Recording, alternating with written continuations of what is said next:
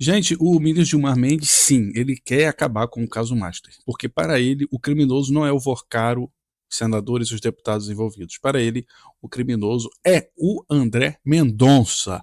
Então fica nesse vídeo, eu sou o Claudinei, esse é o canal Claud News, e a gente vai ver agora a notícia que acabou de sair, porque o Gilmar Mendes saiu criticando tudo o que aconteceu no caso Master até hoje, chegou ao ponto de dizer que o ministro André Mendonça está fazendo isso, está prendendo as pessoas para conseguir uma delação, criticou juiz que se põe no lugar de investigador, criticou juiz que prende pessoas próximas para que o acusado faça a delação. Ou seja, eu não sei se ele estava criticando o André Mendonça ou o Alexandre de Moraes. Afinal de contas, não foi isso que o Alexandre de Moraes fez na delação do Cid para que ele acusasse o Bolsonaro do golpe de Estado? Ele não ameaçou prender filho, não prendeu o pai do Cid? Ele não atuou na investigação? Não foi isso que ele fez? Então, quem será que o Gilmar Mendes está falando mal agora, gente? Pois é.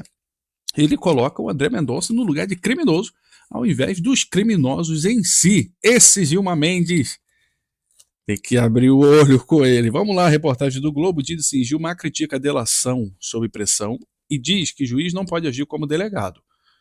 Por isso aí, será que ele está falando isso pro Mendonça ou ele está falando pro Alexandre de Moraes? Mendonça afirma que caso Master tem contornos de máfia. Então, na abertura aqui da sessão, o Gilmar Mendes ficou falando por 1 hora, durante aquele voto dele, que critica tudo, que ninguém está certo, tá todo mundo errado. Os que estão presos deveriam estar soltos, e eu vou soltar todo mundo, e tá, etc. Aí no final, o Mendonça pede a palavra e fala: olha, a gente não está aqui julgando um caso qualquer, a gente não está aqui julgando a Lava Jato, nós estamos julgando um caso com contornos de máfia, máfia armada, perigosa. Meu amigo, o bicho tá pegando, se inscreva no canal. O ministro Gilmar Mendes fez nessa terça-feira uma série de críticas à condução de acordos de colaboração premiada e ao papel de magistrados em investigações criminais durante o julgamento no Supremo Tribunal Federal. A gente viu uma série de erros e problemas na delação do Cid. E só agora que eles estão querendo dizer que tem erro em delação premiada. Para você ver como que não há isenção nesse tribunal. De recursos relacionados à prisão de Henrique Vorcaro, Felipe Vorcaro, pai e primo do ex-banqueiro Daniel Vorcaro, antigo dono do Banco Master. E após a manifestação do decano, o ministro Alexandre Mendonça, relator do caso Master da corte, disse à investigação que a investigação sobre a fraude financeira revelou contornos de máfia. Então vamos ver o que ele disse. Cabe ressaltar ainda que não cabe ao magistrado, em hipótese alguma, isso que está falando é Gilmar Mendes, participar das negociações realizadas para a formalização do acordo de delação. Gente, para quem ele está mandando esse recado? Alexandre de Moraes foi o delegado, juiz, advogado, acusador, promotor, tudo. E aqui ele está dizendo: olha, não cabe, ô Mendonça, a você ficar ajudando e acompanhando as investigações, não. Você é só o juiz. Olha o que ele está dizendo para André Mendonça, quando ele validou todas as decisões do Alexandre de Moraes. Gilmar também criticou a utilização de colaborações premiadas como objetivo previamente definido pelos investigadores. Gente, esse Brasil é uma loucura. Eu não estou entendendo o que o Gilmar Mendes está falando. Será que ele está saindo do lado do Alexandre de Moraes? Aí ele diz aqui: o direcionamento de uma delação premiada para atingir alvos políticos pré-determinados pelos investigadores, além de atingir criminosamente o direito terceiro falsamente delatado, não somente macula a voluntariedade do pretenso acordo, como descredibiliza por completo qualquer produto que resulte da suposta delação. É por isso que se diz que a delação do Cid não vale de absolutamente nada. Ele está correto. O Gilmar Mendes está corretíssimo. Você pode falar mal dele, mas não fale, ele está certo. O problema é que eles não aplicaram essa verdade quando acusam um lado da história. Quando acusa o outro lado da história, quando chega próximo a seus amigos, aí eles querem que a lei seja aplicada. Mas quando está acusando o outro lado da história, eles distorcem e esquecem a lei por completo. Sem citar diretamente integrante da investigação do caso Master, o ministro fez uma defesa do modelo acusatório previsto na Constituição, que aqui não se segue, né? Se segue a Constituição aqui quando se quer. Quando não se quer, dependendo do alvo ou do réu, assim como diz o pessoal lá do comentarista da Globo News, dependendo do réu e da situação, você pode sim ultrapassar, criar lei nova e etc. Olha o que o Gilmar diz: juiz algum pode comportar-se como delegado de polícia. E cara, O que a justiça italiana falou lá do caso Zambelli? Que o Moraes foi vítima, acusador, investigador, etc, etc. Nós sabemos muito bem onde esse caminho termina, sabemos mesmo. Quando o próprio juiz se coloca como todos os atores da investigação, a gente sabe onde isso vai dar. Em outro trecho do voto, Gilmar alertou para o risco de que a sucessão de medidas adotadas durante a investigação criminal acabe comprometendo a liberdade de decisão de potenciais colaboradores. Isso mesmo, quando você ameaça prender filho, pai, né, aí o cara fica preocupado. Aí, o que acontece? O Gilmar Mendes cita aqui a morte sob custódia da Polícia Federal, porque ele também deve estar criticando aqui a prisão do Sicário, lembra do Sicário? O Sicário é quem resolvia tudo por Vorcaro.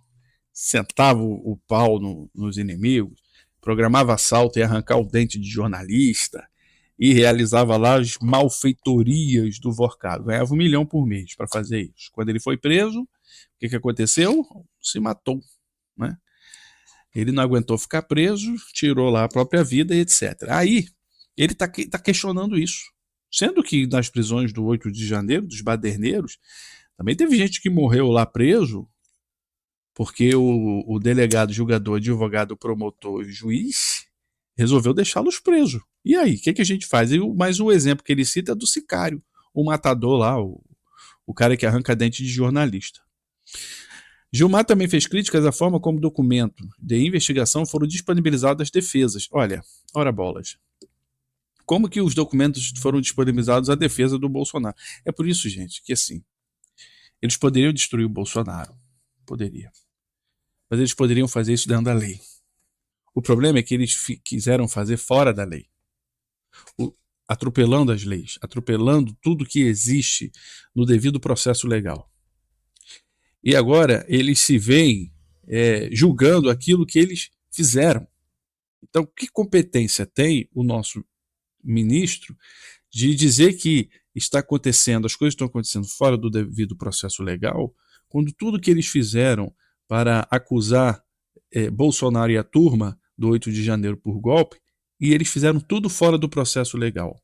Então, olha onde nós paramos. Eles abriram para si mesmos um precedente de desobedecer à lei. Porque qual a capacidade desses ministros criticarem isso agora se foi o que eles fizeram na vez passada? O ministro disse que o problema não se limita ao acesso das defesas aos elementos de prova. E foi isso que a defesa do Bolsonaro reclamou. Reclamou, que eles não tinham acesso. Quando tiveram acesso, era tanto material que não dava tempo. Pediram mais tempo, falou, não, você vai ter mais tempo. Não, tá aí, ó, analisa o que você quiser. Mas alcança também os próprios integrantes do colegiado responsável pelo julgamento.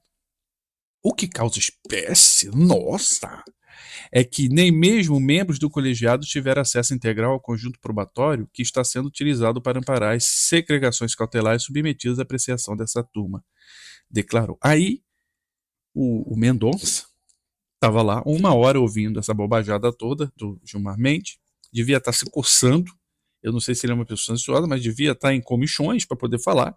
Aí ele pede a palavra e fala o seguinte, olha, nós não estamos aqui a julgar a Lava Jato. Estamos aqui a julgar a maior fraude financeira da história do nosso país e talvez uma das maiores do mundo. E nessa fraude tem algumas peculiaridades. Não é simplesmente um crime de colarinho branco, não. É mais do que isso. Não são simplesmente atores dos gabinetes, dos escritórios da Faria Lima ou nos palácios que provocaram a dilapidação do FGC. FGC é aquele fundo garantidor de crédito. Das poupanças do nosso país. Aqui há contorno de máfia, contorno de crime organizado, mafioso, fuzis, metralhadoras, armas raspadas, infiltração do sistema policial, disse Mendonça. Gente, o homem tinha policial comprado, senador comprado. Agora surgiu a notícia que ele comprou também o presidente do Congresso, né? O Nhonho lá, eu esqueci o nome. Agora também sai a notícia que ele pagou diárias de R$18 mil para o presidente da Câmara dos Deputados, o Hugo Mota. O homem tinha todo mundo no bolso, governador, deputado, senador, juiz, ele comprou tudo. O homem era o verdadeiro chefão, né? O poderoso chefão. O ministro relembrou uma conversa que teve com Gilmar antes de sua indicação ao STF e disse que na ocasião ouviu do decano que era necessário ter coragem para integrar a corte. Então, o que o Mendonça disse? Olha, eu não tenho medo de morte, não tenho medo de morrer. Você acha que eu vou ter medo de fazer parte do STF? E esse caso caiu na mão da pessoa certa. Caiu na mão da pessoa certa. Tem que ser uma pessoa de muita coragem para enfrentar toda essa trupe e ficar ouvindo essa baboseira toda que ele está ouvindo. E ele termina dizendo assim: Vossa Excelência tem razão. Não me prende, não se prende para ter delação. Seria um absurdo fazer isso. Ele está se defendendo, porque foi do que o Gilmar Mendes o acusou. Ele estava prendendo o pai e o primo do Vorcaro para obter delação.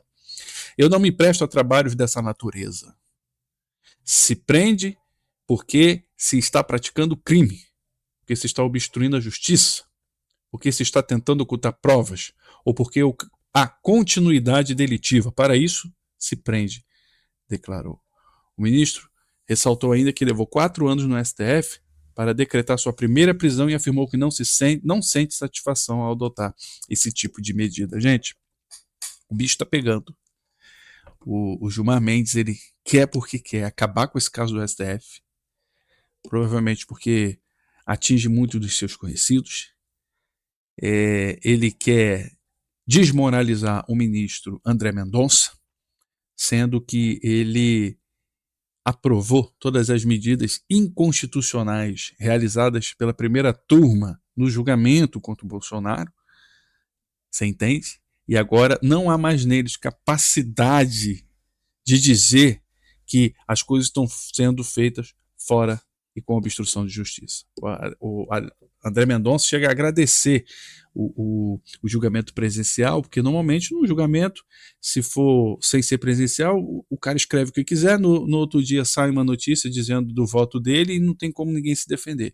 Ali não, o Mendonça pôde pegar a palavra, se defender, e ele mesmo diz que eu estou aqui para esclarecer algumas coisas que andam meio obscuras.